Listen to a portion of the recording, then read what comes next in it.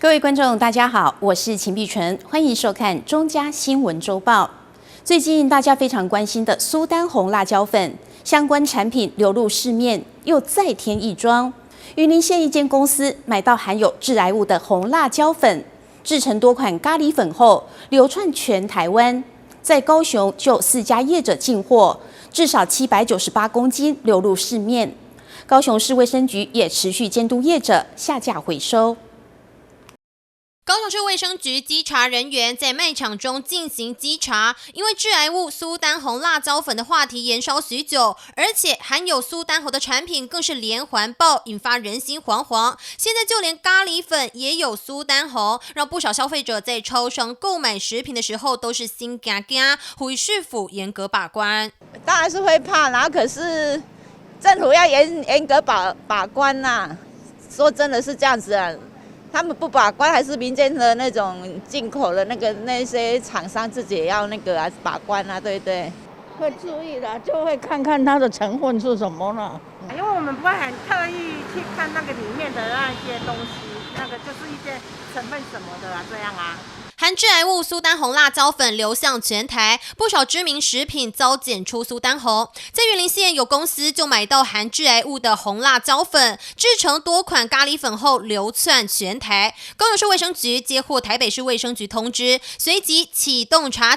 发现高雄有4家业者进货，至少798公斤流入市面。有关寄生股份有限公司购买宝兴企业股份有限公司之效期2026年10月12日之红辣椒粉，检出苏丹红色素之原料。高雄市卫生局于2月27日晚间接获台北市卫生局通知，随即启动查。经查，本市4家下游业者进货600公克包装上咖喱粉，还有600公克及5公斤包装之咖喱粉等3项产品，共1242包，798公斤。截至3月1日12点，下架回收咖喱粉计718.8公斤。不过，其中有1家业者使用咖喱粉制成的咖喱椒盐产品15公斤，已经外销到马来西亚。其中1家业者使用寄生股份有限公司5公斤装之咖喱粉，有效日期是2025年12月26日以及2026年1月14日，1.44公斤制成了坦都里烧烤调味料60包、咖喱椒盐15公斤、青花椒撒料5包等产品，其中仅咖喱椒盐产品15公斤外销到马来西亚，余者都没有出货。在短短的时间内就接连爆出多项产品含有苏丹红，也让民众在采买上更加担心。高雄市卫生局将会持续监督业者下架回收，以减少民众购买到相关产品的可能性。记者苏汉君、庄淑婷高雄报道。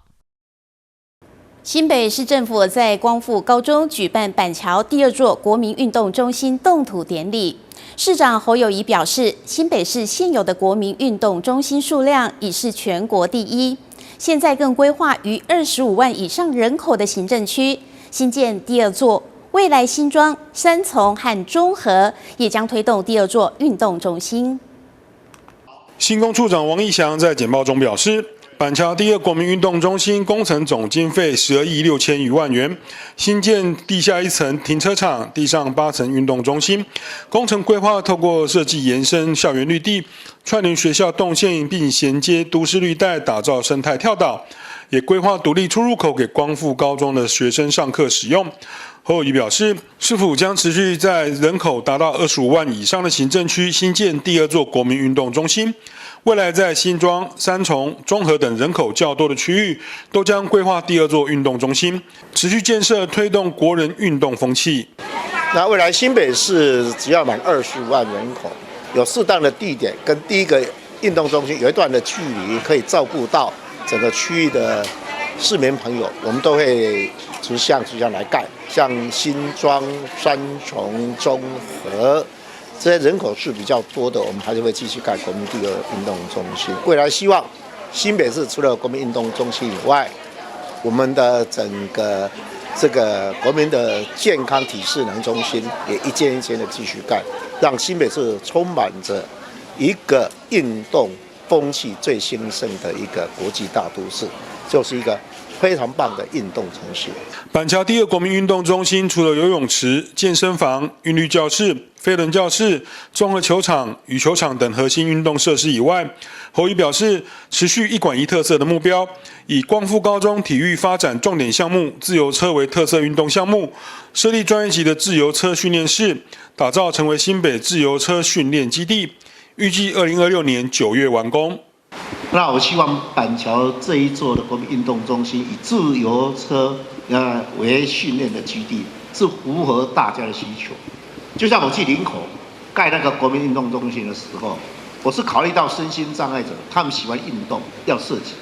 刚好林口有以前龟山那边有个林口靶场，那孩子就叫林口高中你培养空气手枪的射击选手，那就把那个变成那个训练基地。所以其实我们这里就要培养自由车的选手。现在曲棍球的选手很多都是从中和出来的啊。所以其实每一个国民运动中心我们有个特色，那有这个特色以后，可以从训练过程当中培养一个国际的选手出来，所以这才是我们的目的啊。第一场开地平安，新建顺利，新建顺利。第二场业绩树德，根基底部，根基底部。第三场金石永固，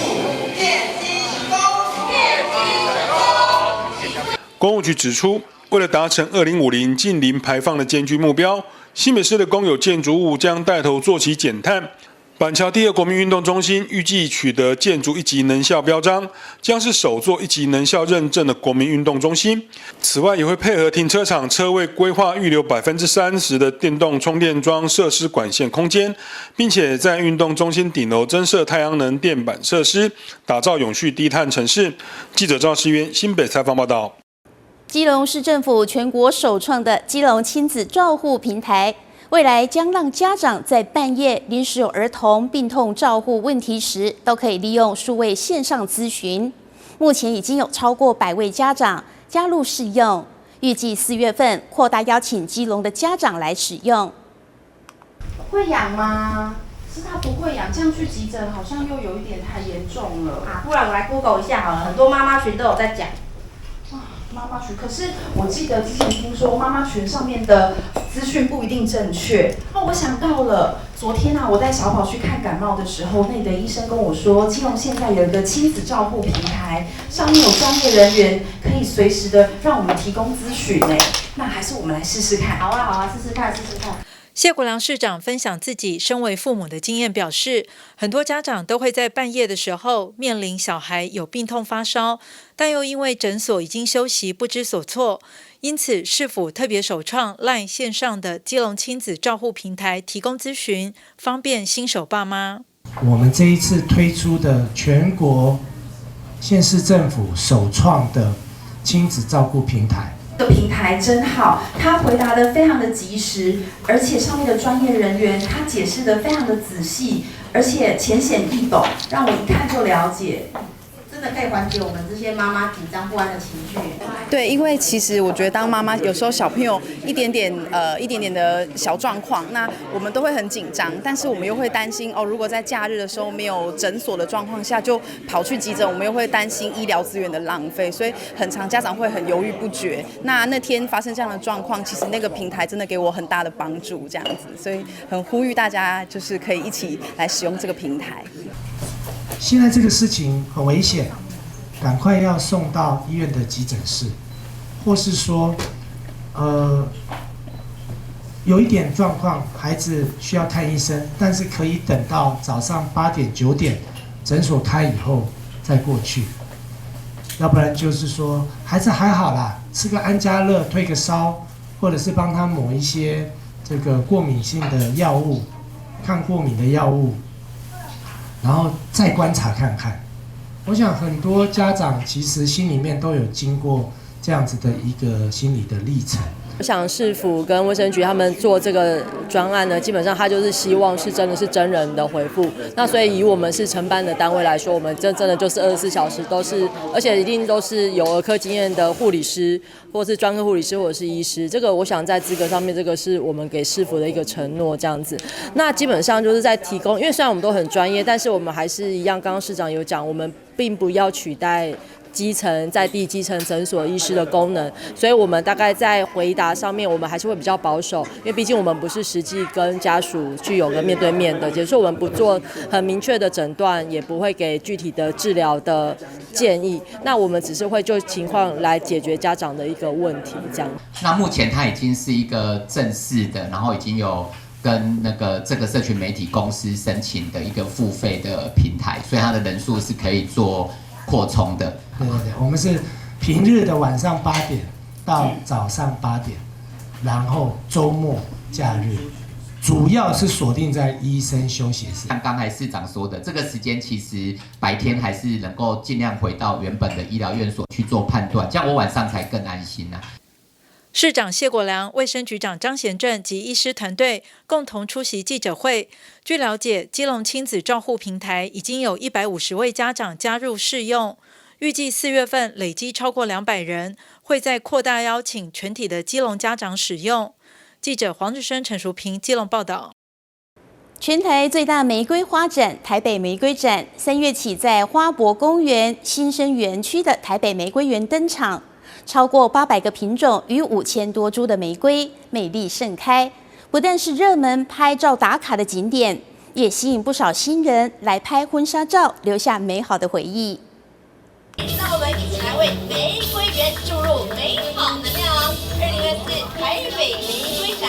玫园盛世正式开展。在台北市长蒋万安、立法委员王宏威及市议员秦慧珠、林珍瑜等人共同主持下，2024台北玫瑰展选在3月8号女神节，在新生公园台北玫瑰园唯美开幕。800种超过5000株的各式玫瑰花，不仅是全台最大的玫瑰花园，蒋万安更挂保证是全国最漂亮、最美丽的玫瑰花园。不是号称，是确定，全台湾最大的玫瑰花园就在台北市。而且不只是面积范围最大，我跟大家挂包警，是全国最漂亮、最美的玫瑰花园，对不对？对。所以我敢这样讲，就不怕来比较，只怕你不来。好，所以欢迎所有市民朋友，或是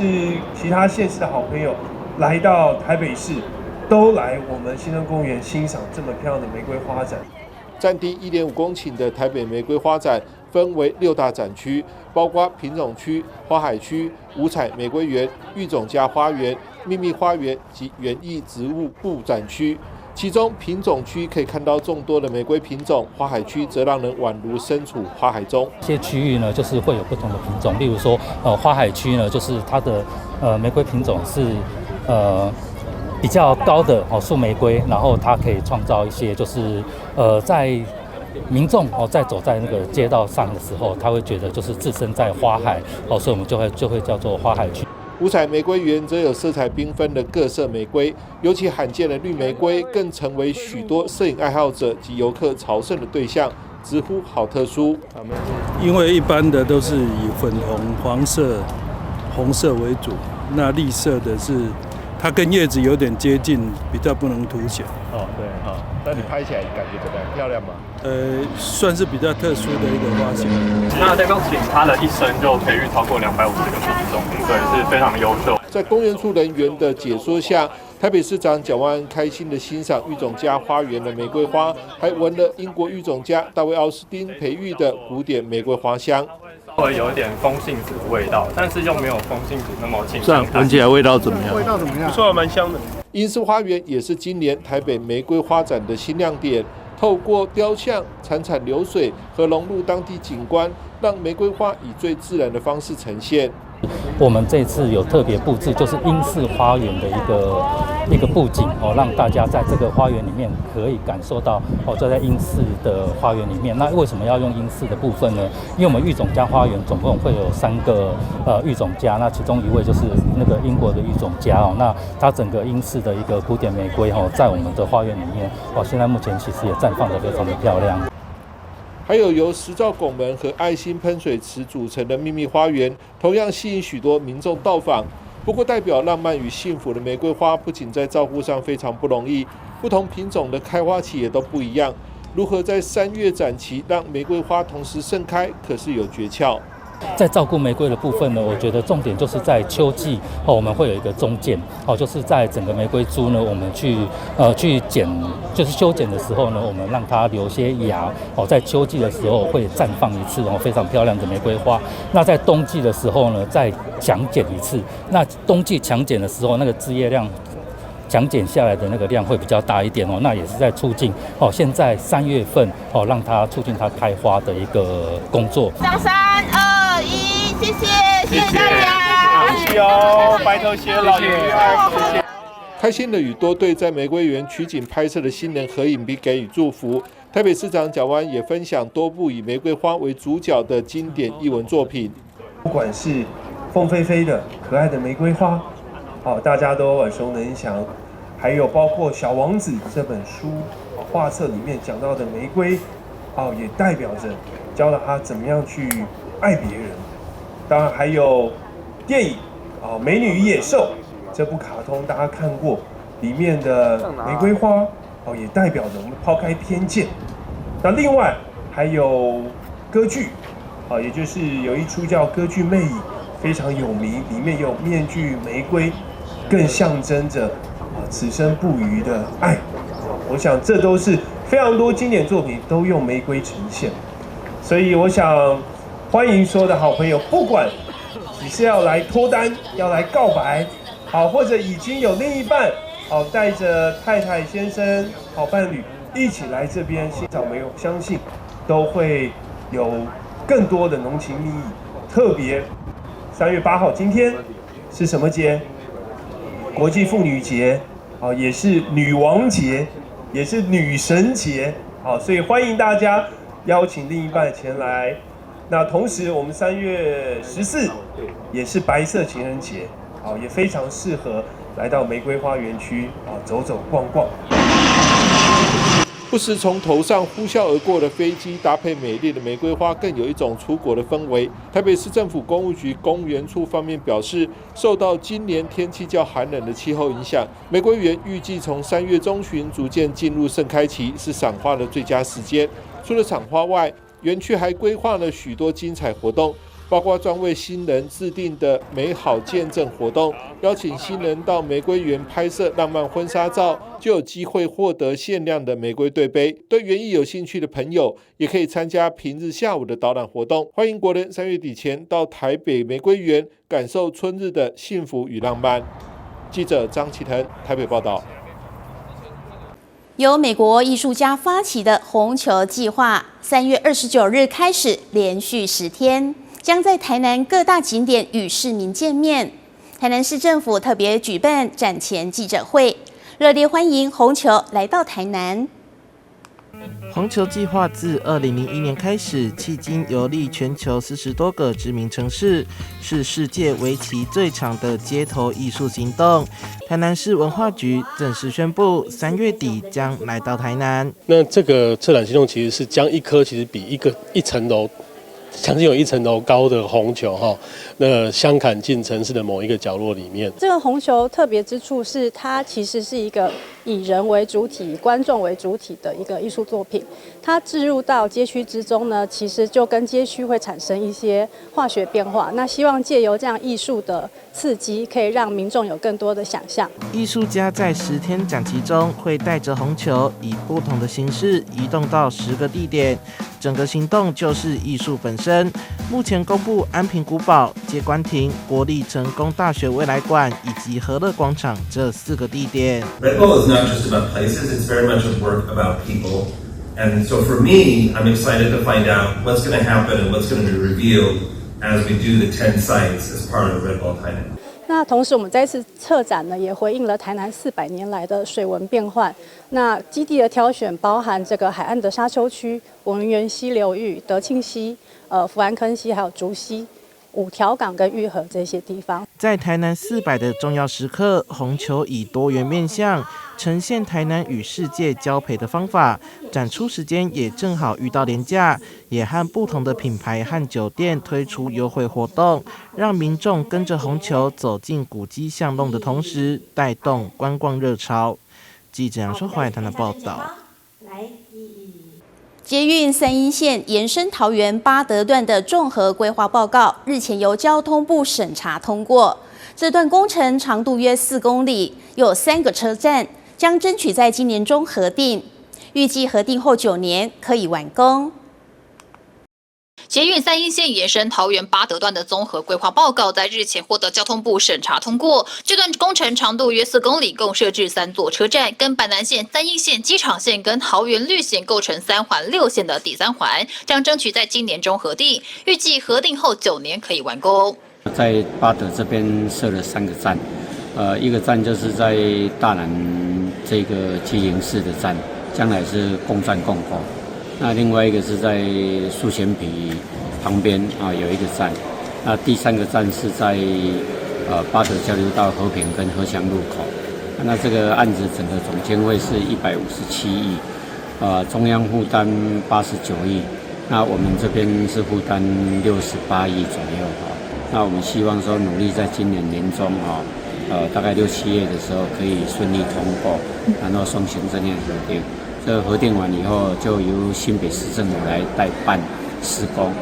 那整个的施工的工期大概要9年左右因为包括用地期的，还有相关的都市计划变更那但是在新北代办这个座位，我们事实上在基营市站就是大南站这一站我们也事先双方都协调好的，可以让它在这个衔接的地方有一个T接头让它可以顺遂的继续施作延伸线。三鶯延伸线会从大南站跟绿线交汇共构，目前桃园市政府也跟新北市政府谈妥施工方案跟计划。机工局长表示，延伸线对双北跟桃园的通勤有相当大的帮助，不仅可以疏解车流，也让交通路网更便捷。那将来到台北的几个交通的大动脉就有三鶯延伸线这一条，另外一个是台铁还有一个是中线，还有再往海边的就是我们的基捷那所以这一条线它将来是在基营市就是大南站这里衔接转乘，所以对双北的人员到八德、大溪来讲都是非常方便。三鶯延伸线工程由新北市政府代办 ，LB12 高架车站会跟八德转运站共站，终点站 LB14 的地下车站则会跟桃园捷运绿线 G04 地下车站共构，方便民众转乘，将能建构北北桃捷运路网衔接转乘功能，打造更完整的捷运生活圈。记者赖伟一桃园报道。儿童节连假要到哪里玩呢？和平岛地质公园特别结合动物保育和环保保育等多个单位，将在儿童节连假举办一连串关怀认识动物的活动，欢迎喜爱动物或是有养宠物的民众一起来同乐。我们这次的办的活动就是比如说你家有养宠物，或者是你有养不一样你喜欢动物的人，都很适合来。那如果是带宠物来的话呢，我们这一次的话，就是有一个主人可以是半价入园的门票。为了创造主人和毛小孩的美好回忆，让民众一起来关怀认识动物，和平岛地质公园结合了动保、环保等多个单位，将在儿童节连假4月4号到4月5号举办一连串丰富的关怀认识动物活动。那我们活动非常多，比如说如果你是喜欢你带宠物来的话，我们会有个宠物的闯关活动，然后还有限量的奖品可以来拿。那另外呢，我们会有宠物的市集，那里面呢就会有卖很多跟宠物相关的东西，然后还有一个适得其所的展览。那这个巡回展呢是第一次来到基隆，然后就很欢迎喜欢动物的人都可以一起来参加。和平岛地质公园呢有全基隆唯一一个宠物水池，那他们是可以直接下去，而且平常来的时候狗狗也不用收钱。然后呢，而且游泳的时候，他们旁边就会有鱼一起跟他们游泳，然后也欢迎主人跟他们一起去玩。然后如果带狗狗出来玩的话，就会很担心没有办法洗澡啊，很不方便。那我们这边呢，其实都有冲淋的设备，所以他们也都可以很方便来玩。但是大家要记得哦，如果带宠物来玩的话，尽量可以帮他准备救生衣，宠物的救生衣。那如果没有的话呢，公园这边也有提供租借的服务。那另外呢，我们也跟海洋大学的 USR 计划合作一个鱼苗放流的活动，所以如果你喜欢海洋生物的话呢，也可以直接来报名我们的那个鱼苗放流的活动。那另外还有这个潮间带生物的这个浮游生物的探索啊，然后还有今天在河口丘这边也可以看到赏鹰的活动。因为我们这边呢是整个这个和平岛公园地质公园的最高点，所以呢老鹰呢它其实就住在对面的那一座山上。然后我们之前有记录过，其实最常出来玩的就是我们基隆的那个市鸟黑鸢会出来玩，然后之前也有记录过凤头苍鹰，然后也记录过游隼，有游隼的夫妻在对面生小孩，所以这个地方呢的确是一个很好观赏的。那我们这一次是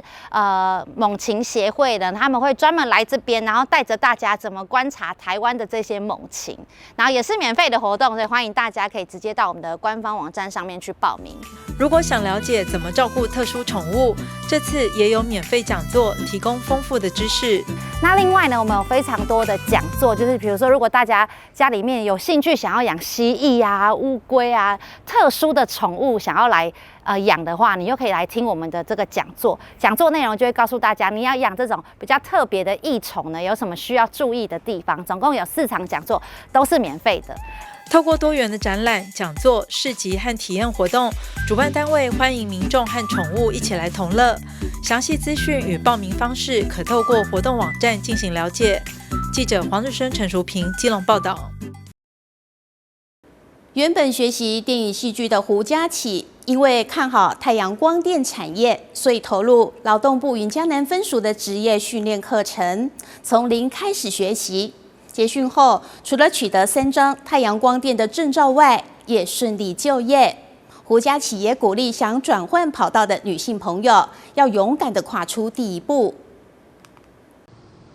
大学学电影戏剧，毕业后在大陆工作的胡家启，因为看好太阳能产业，虽然连配线图都看不懂，不过回国以后参加云嘉南分署的职业训练，从零开始，经过6个月密集训练，已经拿下太阳光电、室内配线和工业配线等3张证照，也顺利就业，成功转换跑道。虽然一开始很辛苦，但老师的循序渐进的教导，让我从1张白纸拿到3张证照，甚至结训前就找到工作，让我很开心。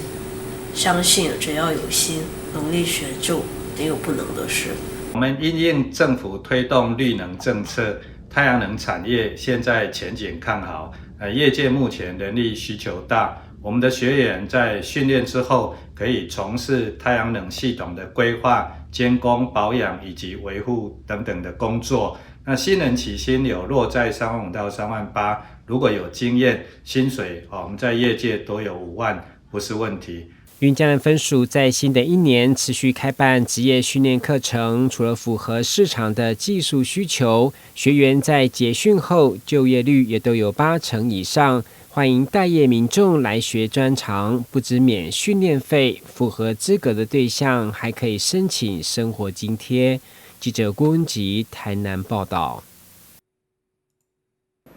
高雄市区有些标线型的人行道不止狭窄，上面甚至有路灯，影响行人通行安全。像是三民区的鼎永街，就可看到人行道的中间还有路灯的灯杆。原本的用途是要让学童放学更安全，但如今一旁盖起社会住宅，大型的车辆进出频繁，人行道的画设现在反而变得毫无用途。沿着路边的绿色标线型人行道行走，却很难走得舒适。特别是推着推车的民众，不但道路不够平坦，得要注意脚下的路况，还要不断闪避卡在人行道上的路灯。这里就是三民区顶永街的人行道，简直比机车考照还要困难。设定这个人行道时候是考量到那个水桶上下水的那个安全啊，因为那时候都停满了汽车啊，水桶都要绕过汽车，来要求来那个交通局来设置啊，而且交通局来设置，可能那也没有，那个设置就是以现况去设置这个人行道，路灯那时候就已经有了。原本划设的人行道还算勉强堪用，如今旁边又盖起了社会住宅，常有大型车辆进出。人行道的划设现在反而变得毫无用途，只能等到盖完再重新设计。后来就是那个社会住宅，在新建啊，所以可能就是要整体田体上可能就是要配合社会住宅弄好，然后是他们会局部的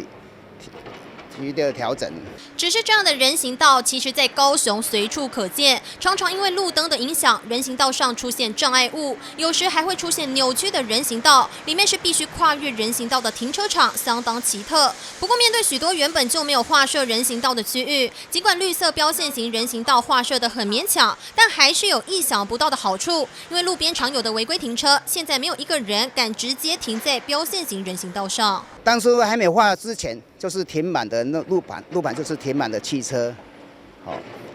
画了之后，其实车子走了，水桶走路也更安全了。有路灯，还有凹凸不平的水沟，这样的标线型人行道实在不符规格。不过在有限的预算下，也只能暂时划设，期待后续再进行整体规划改善，给行人更安全的用路环境。记者钟王佩、庄淑婷高雄报道。高雄市三民区德西里近年传出一种怪现象，就是民营停车场的数量爆多，甚至停车位已经超过里民的人口数，引发外界质疑地主业者是否有养地炒房的现象。当地里长就呼吁市府单位应该协助管控停车场的登记，才能保障地方的正常发展。市区中停车位一位难求，甚至需要盖建停车塔才能满足。但是走访一趟，位在高雄市三民区的中都重划区，随处可见的停车场却是比比皆是，还停了不少车辆。看来当地也是车位难求，但道路一旁的停车格却乏人问津，究竟是怎么一回事？起码阮德西里已经泛滥成灾的停车位，停车场就泛滥成灾，因为你建商为着要来养地。莫怪即摆艰苦囡拢买袂起啊，养地会当暴涨啊！这毋是啊，停车位、停车场规划甲真正伤离谱啊，几若万平，咱交通局甲讲伊893位呢，我讲他是乱讲话。所有这停车位拢毋是，差不多99%都毋是阮这里咧停的，拢伫建工路，伫对14家人来遐停，美术馆迄边拢来遐停，煞变做我这德西里变做停车场。这样是不好了。你若讲来造街，来做美食街，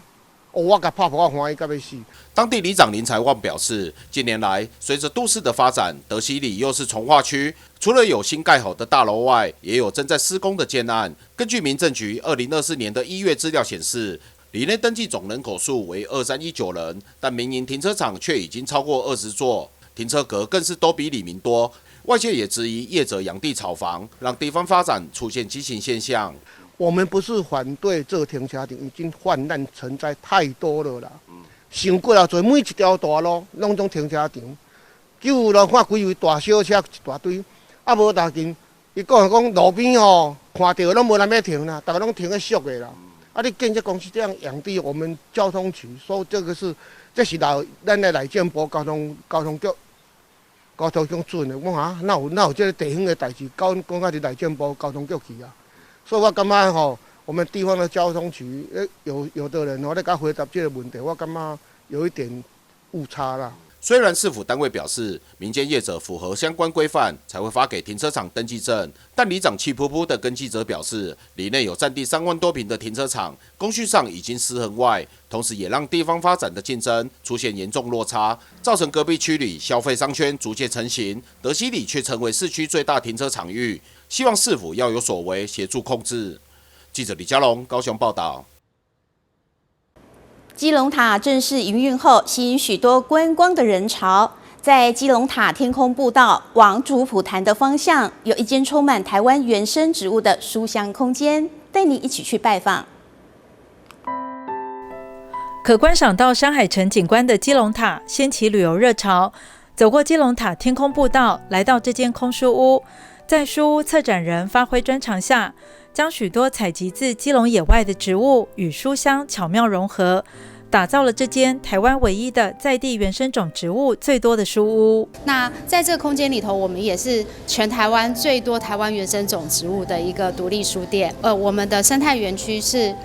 台湾很多的原生种植物会集结在这里，然后有近一半的植物是我们去基隆的溪口还有山上野采。那野采的植物当然很不好驯养，所以其实我们是经过野采，然后再让它在我们后面那个空间驯化，就是它已经适应了平地的生活，因为山上跟平地又不一样，湿度也不一样，适应了之后再慢慢把它陆续移到里面，然后变成一个生态园区。所以你现在看到，其实你看到现在的植物看起来长得很好，我们其实它下面就有一个排水系统，然后我们定时自动浇灌，它就已经生成了一个生态园区了。那我们希望所有来这里的读者都能够在这里找到心灵的平静和休憩的地方。空书屋呢，这个是山再加一个空，就是山上的空间。我们希望让读者找到属于心灵休憩的空间，所以5大面向选书：心灵文学、庙宇文学、海洋环保，还有风味走读。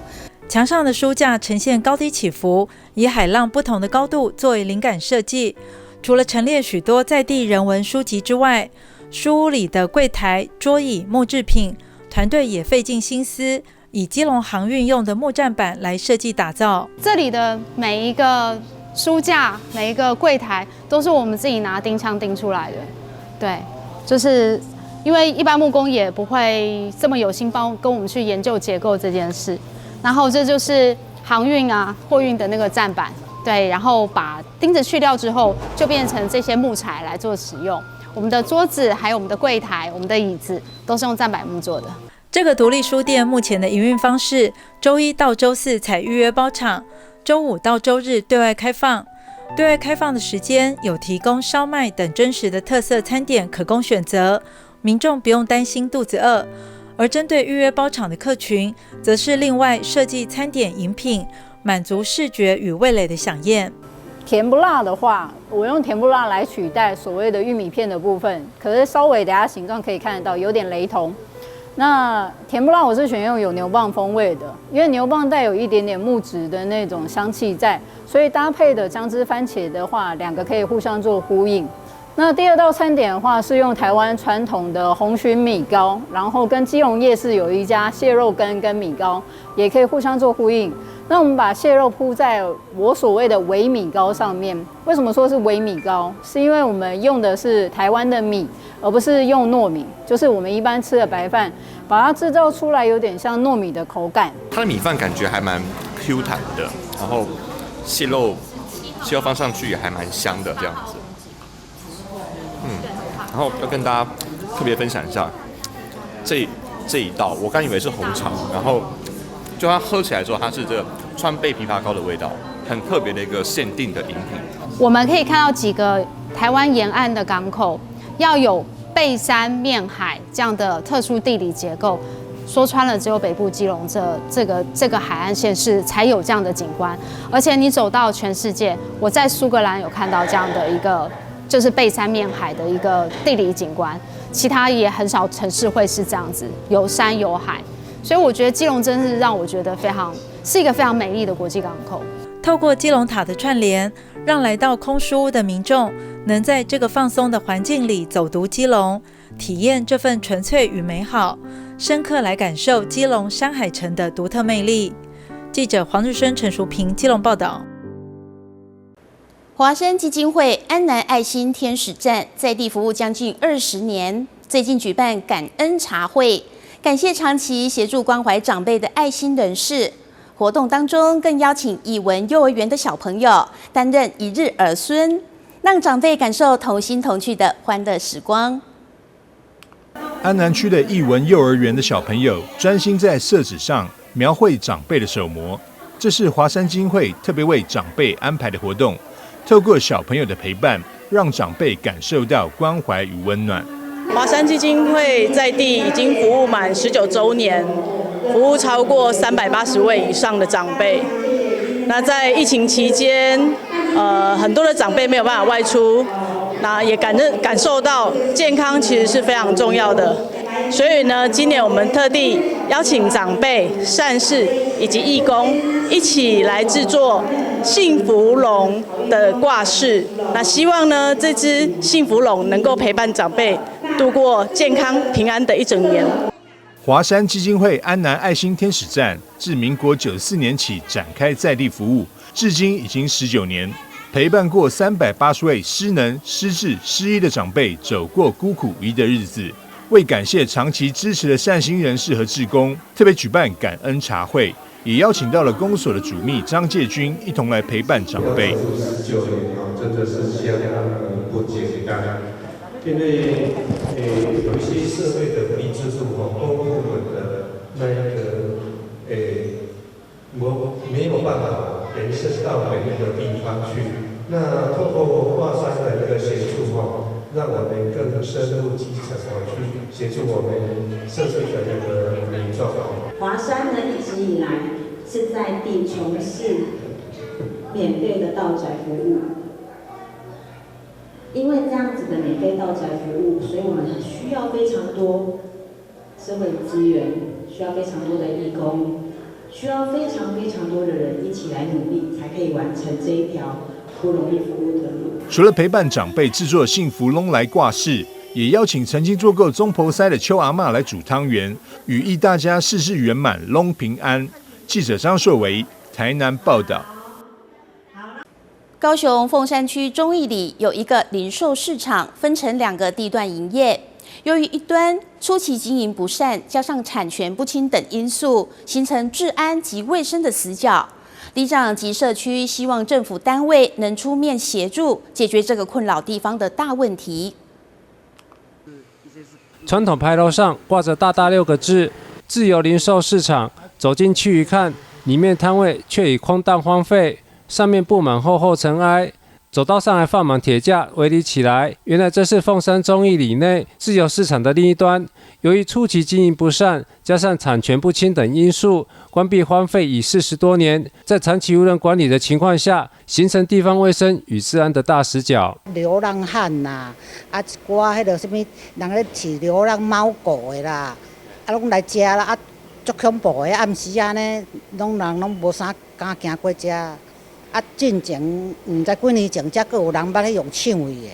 那个没有管理的很危险啊，又很脏乱啦。已经是废弃闲置，最起码有40年之久了。那么在这40年之久的地方，我们周遭的地方已经发展成为我们这边是属于是蛋黄区的，包括呢三井奥莱捷运啊，还有呢我们的市医院都是在我们这边的附近。可是呢这边的地方呢，因为闲置这么多年，就会产生着有一些的负面的现象，包括说曾经有做毒品交易，都约在这边做交易啊，因为这晚上呢，但非常的昏暗，几乎都是没有什么光线，所以呢，都容易形成一个幻觉啦啊，而且呢，那个游民的聚集啦啊，甚至呢，最近呢，最比较头痛的就是什么？就是登革热。不止如此，市场角落堆积多年的易燃物，更是容易引发灾难性的火灾。这种都是易燃物哦啊，而且在这边的话的人蛇混杂，在这边居然有人游民在这边取火，那个点火取暖，冬天的时候躲在这边，啊，甚至在那边毒品交易，啊，然后抽烟，哦，甚至在这边打斗，啊，你想到如果说他们万一来弄一个汽油弹中哦，这个都是易燃物啊，这整个烧起来，这整个社区的大问题。市场另一处正常经营40多年，早已发展成为重要民生消费区。相较荒废40多年的另一端，形成强烈对比。里长及社区便希望政府单位能出面协助，帮助解决这困扰地方长久以来的大问题。记者张世明高雄报道。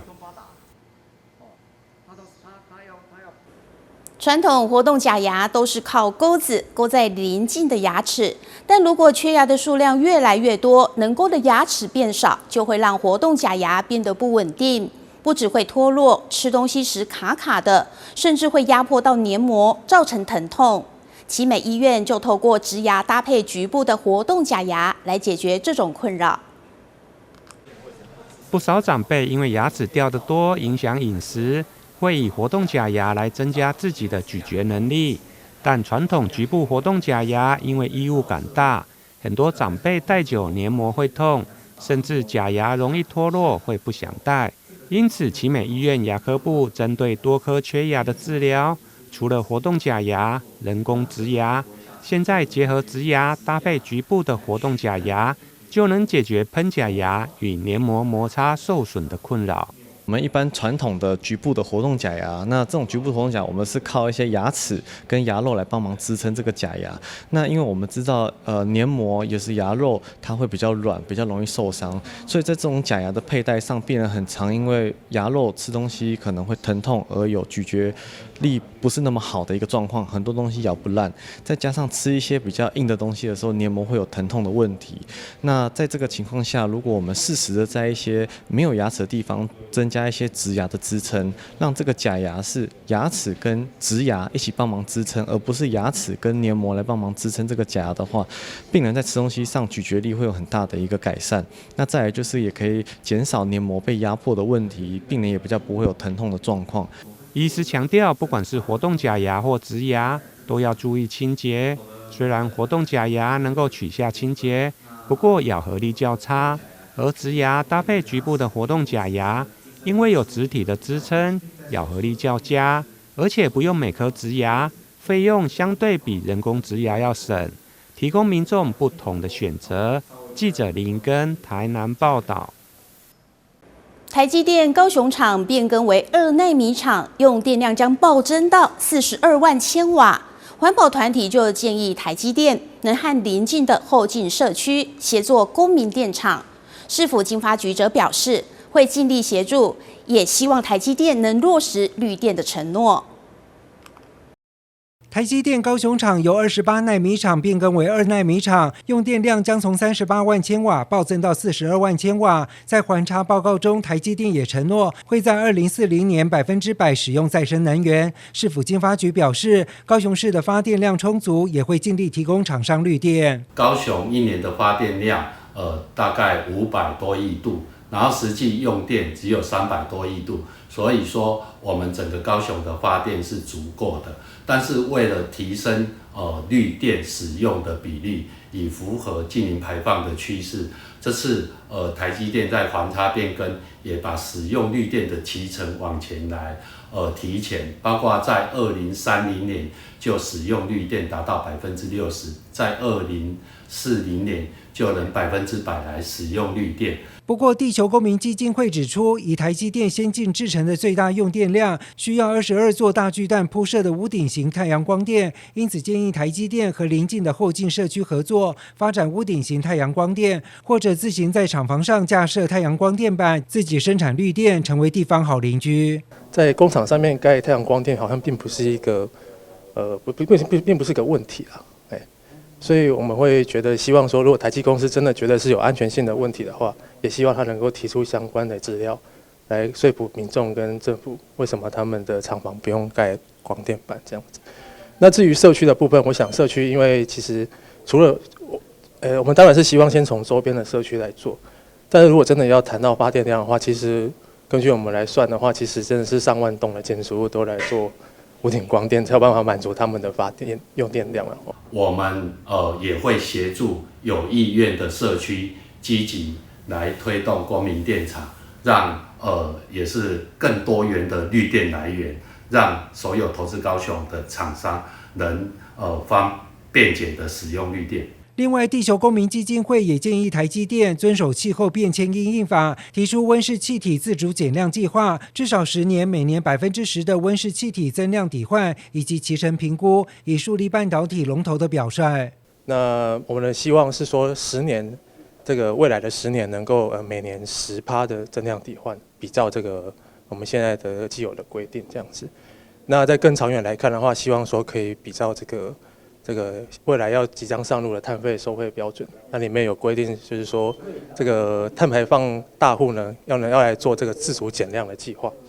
那这个自主减量计划也可以这个作为他们未来碳费折扣的项目了。台积电高雄厂变更为先进制程，将带动高雄半导体产业，但增加了用水、用电以及排放的污染，是否会成为高雄另一项环境负担，有赖政府把关和企业信守承诺，善尽企业社会责任。记者苏焕君、赖昌邦高雄报道。